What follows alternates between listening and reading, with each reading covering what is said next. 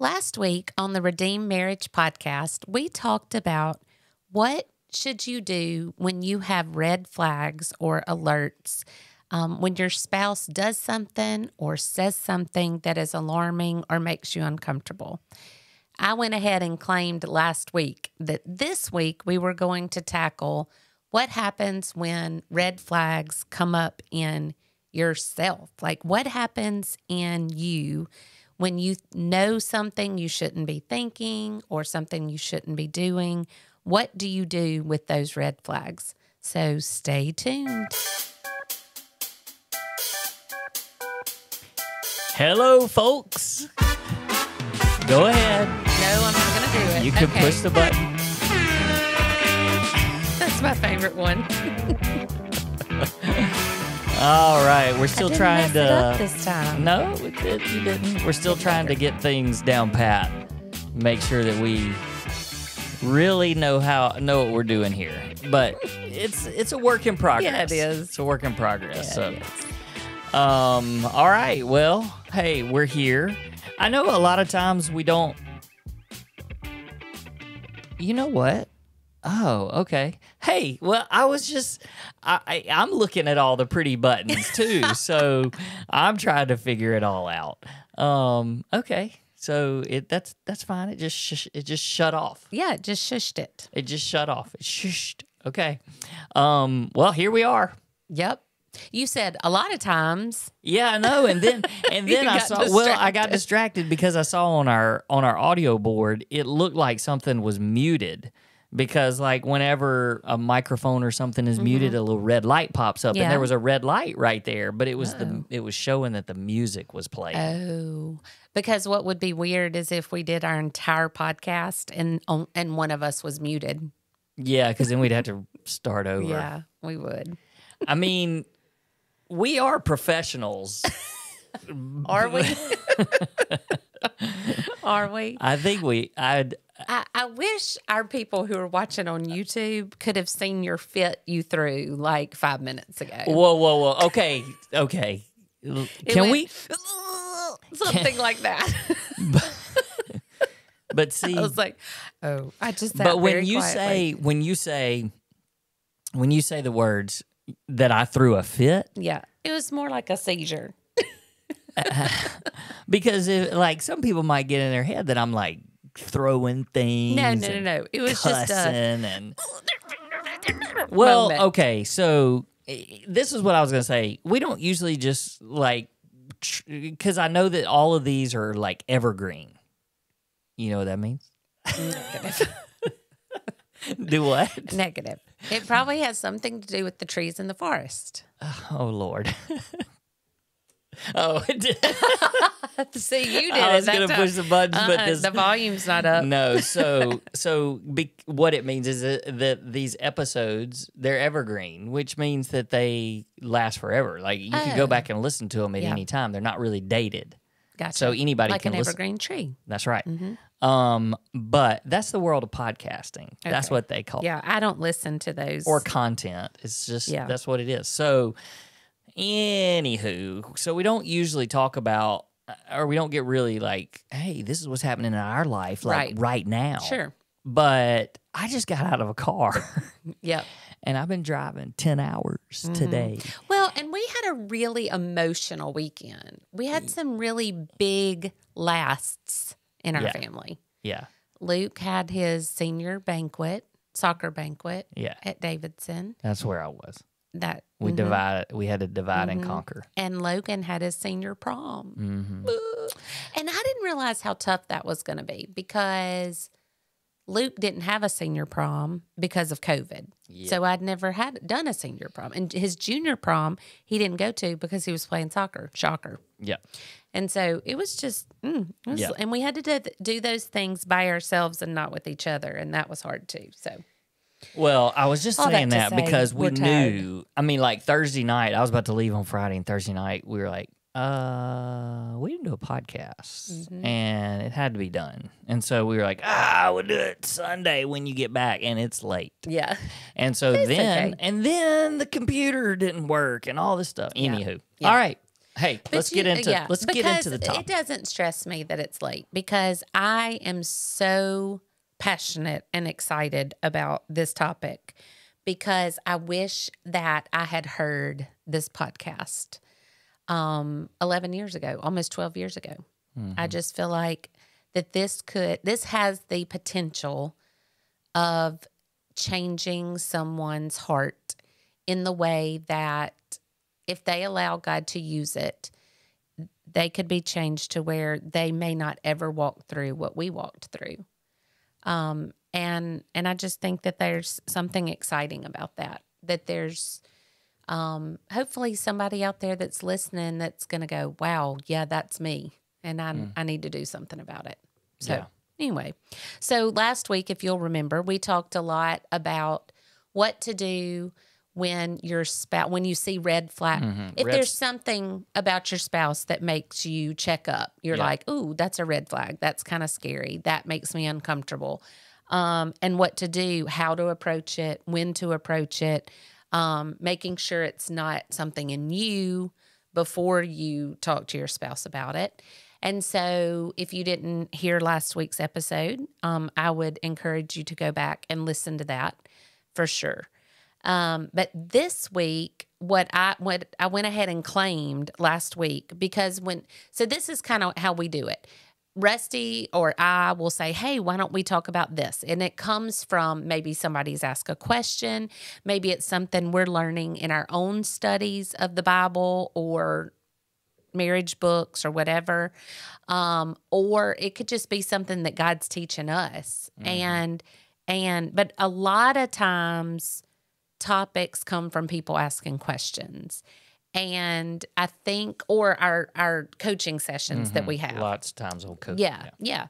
And so we'll just say, hey, let's talk about this over the next couple of weeks or whenever. And so you asked me to make notes and jot down some thoughts about red flags. Well, I knew what you meant. I knew red flags for your spouse, but all of a sudden my thoughts turned and my notes, my journaling changed to what happens when you have red flags in yourself and what to do with those. Like if you go, oh, that's alarming, or why am I thinking about that? Or, and that, I mean, the Holy Spirit does that in us. Like he gets our attention and it's like, why are you thinking that? And it's what we choose to do with it. So I decided last week and just kind of told you, we're going to talk about that this week.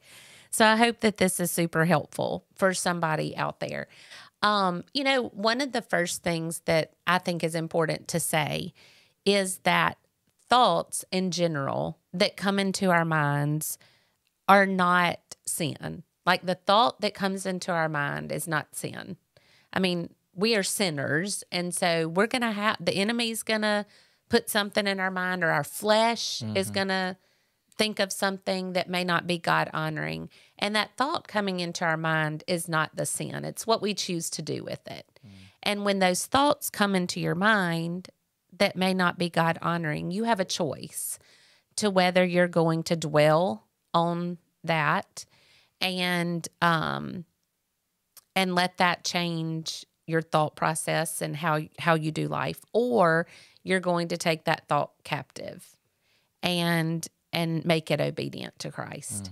And I think that for so many of us, those thoughts that come into our minds that are red flags, and we can give some examples of those in a minute, but things that come into our minds, it's what we choose to do with them that is important. And so as we talk about these red flags and some examples and what you can possibly do with it, that's the part that I want to make sure we covered first, is that it's what you do with it, with the thoughts. Yeah, that's good. So what if somebody, okay, well, let me ask you this. Do you think that when thoughts pop into our head, or maybe there's a temptation or something, I mean, do we always see them as red flags? No, I wouldn't think. I don't think so. I'm going to contradict myself because I think that the initial thought is definitely, I think you check up, but you just convince yourself that it's okay. And sometimes that happens really quickly, like, oh, this is no big deal. And then you don't think about it again in that way at all. I definitely think that if you are a believer and you are seeking the Lord, that the Holy Spirit, I mean, like, that's why he's there, is to put those checks in our spirit. But I also think that if you ignore them and say it's okay and say this is no big deal over and over and over again, then that just leads to apathy and not really caring about it at all. And then that then leads to the next step and the next step. Yeah. Okay. Yeah. So that, I mean, I just had thought about that because I was like, well, what if somebody says, well, yeah, I did something that I shouldn't have done, but I never felt a red flag or I never felt a check or something. And I mean, I agree. I agree with you too. I do think that there's, especially for those of us that are believers, when a thought, or a temptation of some sort pops into your head, that initial, you just get that prompting of the Holy Spirit, and you just know, I don't need, but then you just convince yourself, yeah, it's okay. Or, Yeah. I mean, go back to the Garden of Eden. Yeah. I mean, that's exactly what happened. I mean, there was Eve responded and said, no, I'm not supposed to do that. And then Satan kept going with it. Yeah. Oh, no, it's fine. Oh, okay. Well, maybe it is fine. Like, did God really say that? And he even said, he contradicted exactly what God said. I think we talked about that last week. Yeah. That he says, that God said, just don't eat from that or you will surely die. And then the enemy says, you will not surely die. Like, it's not just oh, this might be. I mean, he just completely went against what God said. So I think that a lot of times it starts off some examples of red flags. And I'm not even saying that these are necessary. I mean, I'll own up to the ones that I thought, but I also have heard other people say these things that have gone down a path of unfaithfulness. I think it starts with recognizing. I think that there's some alerts of that other people can make you feel good about yourself. Other men. And, if somebody says, if a man compliments you or says how pretty you are. Or a female, in my case. Yes, or a female in your case. Somebody of the opposite sex compliments you. Or, and I don't mean, like, I just think that you have to know the difference between innocent ones and then ones that kind of stir something in you. Because if I said to another man, and I have said this even recently to, oh, I like your haircut.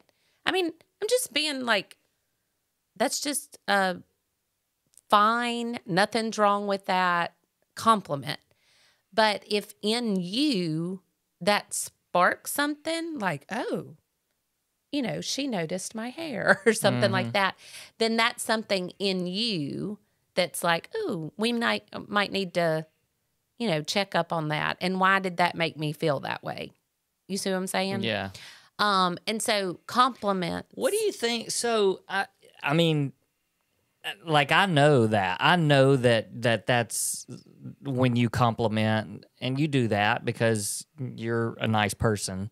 And I notice details too. And I think that I do that not near as much. But what if that causes that person to go, oh man, I mean, my wife didn't even recognize my haircut. Yeah. Like what? Like how do you feel about that? Well, I think that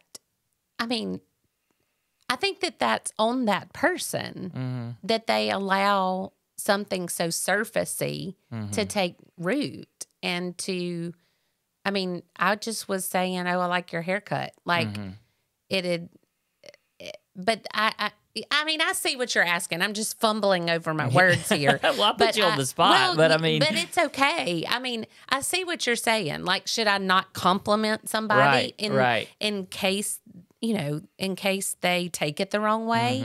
But I mean, I don't think that that's, I mean, I don't think that that's normal to not speak, you know, good things into people's lives. Right. And I mean, you don't want to go to the extreme. I think that what needs to come back, where that needs to come back and land is you need to be really sensitive to your spouse. And we posted some things this week on social media about that, just about if your spouse I think one of them was if your spouse thinks you're flirting, then you're probably flirting. Right. Absolutely. And I know that that's not always the case because because just like, I mean, in a situation like this, where if we were just in public, in a public place, and you said to another guy, oh, I like your haircut. Well, if then I turn around and I'm like, hey, don't say that to people.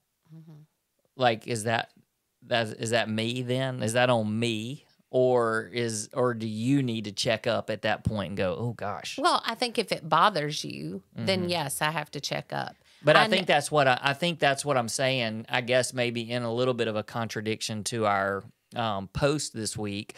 Which I do, I mean, there's certainly some truth to that. If your spouse thinks that you're flirting with somebody, then there needs to, you need to check up. Right. But it could be something that's just an extreme, like there's some extreme jealousy or something that's in, that would be in my heart. Right. So, I'm just talking through all of this because I'm thinking about it as we're talking about it because red flags, like, it all goes back to what you said. There's so much of this is like, all right, well, it comes in your head, it comes in, and then what are you going to do with it? And like, I even wonder for myself if sometimes if I'm just trying to be nice and I go, oh, I really like your dress. I think when I do that though, I think sometimes there's a little in me that's like, ooh, I shouldn't have done that. Right. And I don't know if that's right. I mean, honestly, I'm not sure if that's right or wrong because there's no impure motives on my part. But then I start thinking, oh gosh, well, what if you thought that I was being flirty? And what if they were like, oh, thank you, in their head, I'm so glad you gave me a compliment because I never get compliments. They don't say that. Right, but, right. And so I think those things make me have checks. And I don't know if they should, to be honest. Yeah. I don't know if that's just a result of what's happened in our marriage. And, I don't know. Yeah. I just think that there's people out there that have lots of thoughts and questions about, red flags and handling them and what you're supposed to do with them. And so, I don't know, while we were talking about it, I was like, well, here's some of my thoughts. I think that a lot of that, I want to say it depends on the person and their circumstances and what they've walked through and all of that.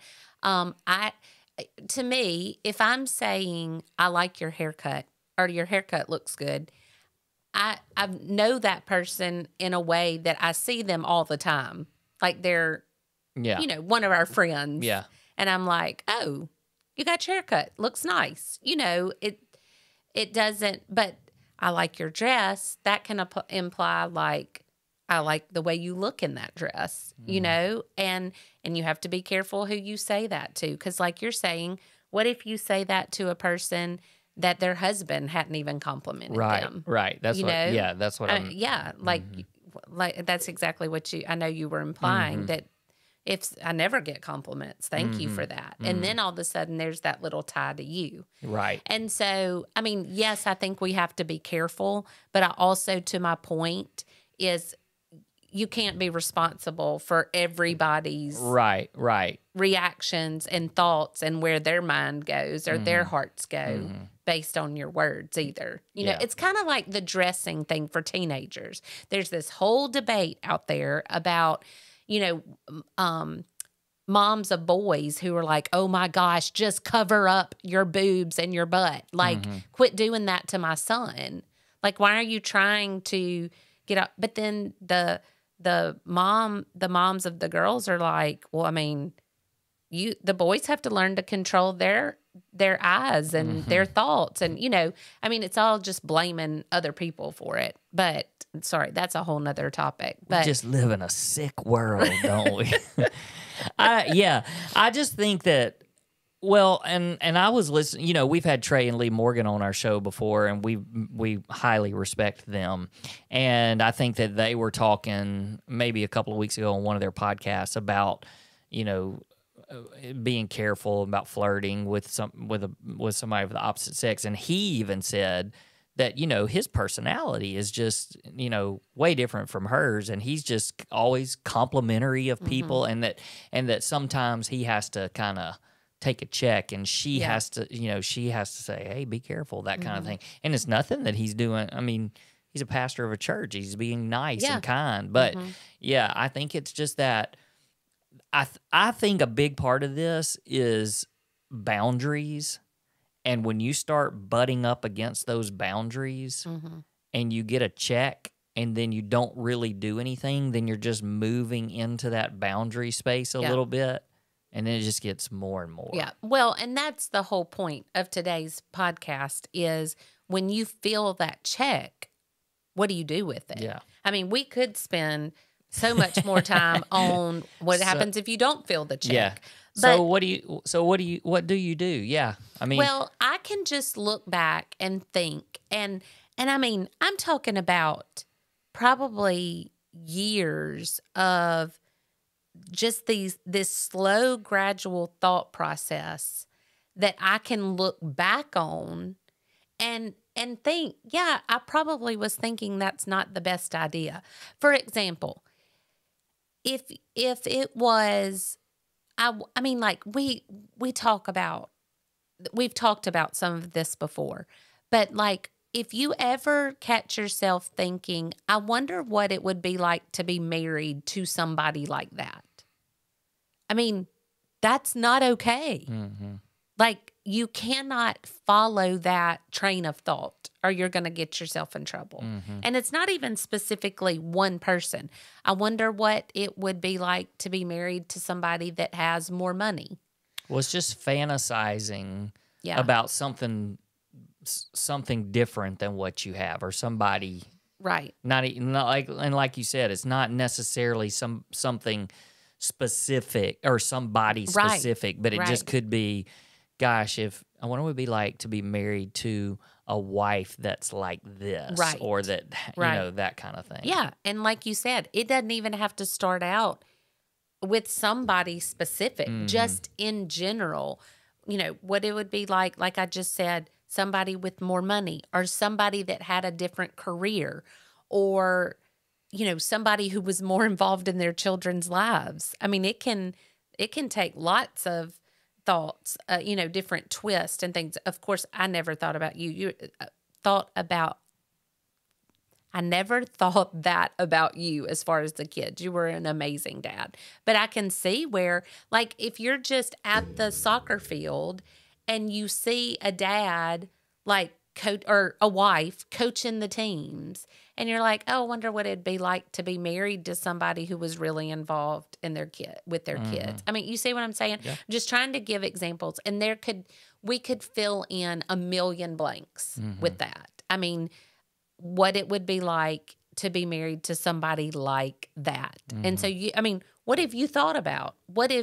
As you're listening to this, what are some thoughts that you might have thought about that you just wonder what it'd be different, what it would be like to have something different and obviously better in your mind than what you have. And so when you think of things like that,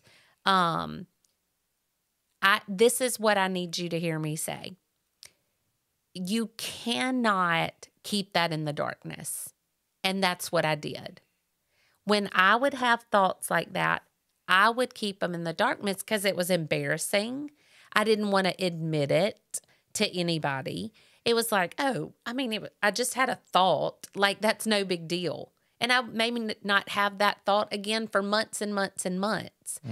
But what I know to be true from this side of things is that the enemy wants nothing more than for us to keep things in the dark. Nothing more. Because they can be hidden and they can grow in the dark and they can continue. You can talk yourself out of it like, oh, it's not that big of a deal. It's, I got this under control. They're just thoughts. Like that's what he wants, nothing more than that. If they are brought into the light, then there's power in that.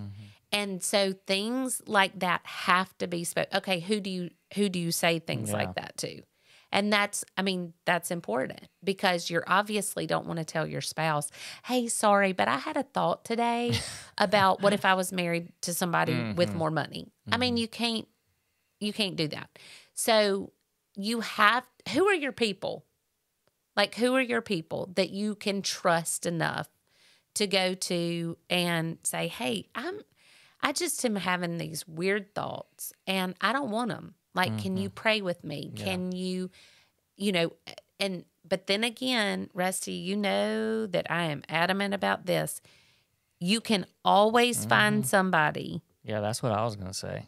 You can always find somebody that will tell you what you want to hear. You can go to somebody that's going to go, oh, girl, that's no big deal. I have those feelings all the time. Or that says, well, I don't blame you for thinking that. He don't ever do this. Yeah. Or, Absolutely. Like, you have every right to feel that way. He never helps you out, Oh, that's a whole nother one. Like, what would it be like to be married to somebody that helps around the house? Or what would it be like to be married to somebody where I didn't have to work? I mean, there's so many thoughts that you can chase. But if you go to somebody who's just going to tell you what you want to hear, they're not the friend that you need to be talking to. You have got to find somebody that is going to speak truth into your life and encourage you towards honoring God with your thoughts and your decisions and your words, all of those things. And so think about who your people are. And because I wonder, what would my life had looked like if I had a Penny D's or a godly best friend that I have now? What would it be like if I went to them 13 years ago? Because 13 years ago would have been when all these thoughts probably started, if not before, and said, hey, I just don't know what's going on with me. I'm kind of dwelling in the what if. And if they were able to speak truth into my life over that and pray with me about that, then it doesn't get bigger and bigger and bigger. It stops. Yeah. Yeah, that's good. I was trying to think of just like, how do you fight this? Because I think that people probably have red flags or warning signs, and maybe they're not warning signs or red flags that are like, oh my gosh, you're about to, commit adultery or something like that. It's just slipping into some sort of pattern that you've kind of, is not supposed to be there. And how do you keep from even getting there? And I think that a big part of that is just doing almost every day sort of this self-reflection almost of, hey, what did anything happen during today that I just need to make sure that it doesn't happen again, or I don't move any closer or take any steps closer to that. And like I said, so much of that is, what your boundaries are. And so if you start bumping up against those boundaries, then it's a good time, each day to go, I probably got a little close to a boundary. I'm not doing that again. And if you need to share that with somebody for accountability purposes, even sharing it with your spouse, because there are plenty of things that you could that you could share with your that you could share with your spouse for accountability purposes. Yeah, yeah. And I also think along those same line, along that same, you can tell it is late. My words are not going together. But just being able to go to somebody and be honest with them and just confess to what those thoughts are. And it could be as something as simple as, we heard a sermon one time called "Don't Even Go to the Coffee Pot," where somebody, if you catch yourself going to the coffee pot at the office at a certain time every day because you know somebody's going to be there, that is a huge red flag. Yeah. In your spirit. That has nothing to do with your spouse seeing it. That's in you. And it's, okay, what do I do with that? Yeah. Like, what? Because it's so easy to start down the I deserve train. Like, I deserve somebody that encourages me. I deserve somebody that tells me I look pretty. And that woman just, or that man just did that. Or that woman said how handsome I looked in my suit. When's the last time my wife said that? I'm going to revisit that because that makes me feel good. I think a good example of this, I have a friend that had a problem with alcohol, and he had to go out of town for business purposes, and he paid someone to go with him, like from his staff, so that he could not be alone in a hotel room. And just another guy, that because he was like, that's when so much of that would happen. And so I think that those kind of things are you stop them before they ever even start. That's a red flag that didn't even have to, it never even took any kind of root, because like, no, I'm not going somewhere by myself. Right. It's just those things that you set those boundaries in place, and then you don't compromise at all. And we've talked to somebody once that had a problem with pornography, and he would call ahead to the hotel room and get him to take the TV out of his room. Now, he was way healthy in a point that he could say no, but why have that temptation there? I remember Craig Groeschel saying that the first thing he would do when he would get to a hotel room by himself was unplug the TV, just unplug it. Yeah. And, I don't turn on the TV when I'm by myself, but it's unless there's football games going on. That's right. But, there's just, I was in a hotel room for the last 2 nights, and, I don't even know where the remote control is. And it's not, I haven't had any problems with that, but I know way too many people that have. Yeah. It's sort of like the whole, even with like alcohol and stuff, like I just know way too many people that have had problems. And so I have things that I have really strict boundaries. Even like with us and our marriage, there's people that probably think that I'm crazy for some of the boundaries that I have, or even at this point, but we have to, and we have to honor those because we just know. We know what can happen. We know what can happen. We know where it can lead. And we know that there are no innocent first steps. That's right. That if you think, oh, this is nothing, it's just a thought, it's just I wonder, it's makes me happy, there's no innocent first steps. They all lead to destruction, whether it is some simple little steps at the beginning, or if you're taking big steps. So just when you be sensitive to the Holy Spirit. And, I ask almost daily, if not more than once a day, I just ask the Lord to make me sensitive to his voice. Like the enemy, I feel like the enemy yells so loud sometimes. And I just imagine my Heavenly Father with just this kind, even whisper of a voice. And I pray often, and these are my exact words, is that his whisper would be louder than anything the enemy yells at me.